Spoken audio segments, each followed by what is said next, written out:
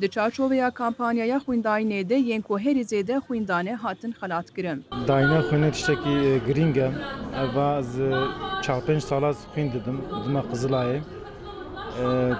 Zaf tiştekî girîng e. Xwîn meriv kare dermana çeke, lê meriv nikare xwînê çeke. Li Batmanê ji bo çil kesên ku herî zêde xwendane li otelekê bernameya xelatdayînê hat lidarxistin. Rêvebirê Qizilaya Batmanê Doktor Hakkı İpek behsa giringiya xwendayînê kir û dixwaze bila herkes salê an jî 6 mehan carekê xwîn bide.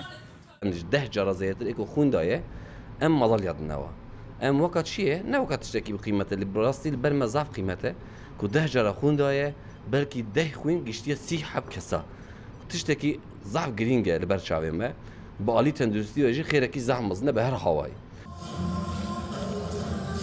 Ke çend caran zêdetir xwîndabe li gor hejmara xwendayîna xwe xwelat wergirt.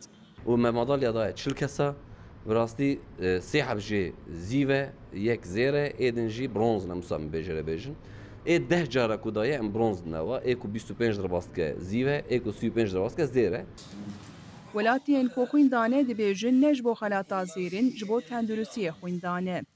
Hem jibani canê morov, hem jî ji milletê hayatê morov xurtûn be. Ji wî xêrtir, êdî xêr, mezin xêr ez nabînim. Ji ber wisa herkes ez dixwazim ku milletê me xwîn bidin.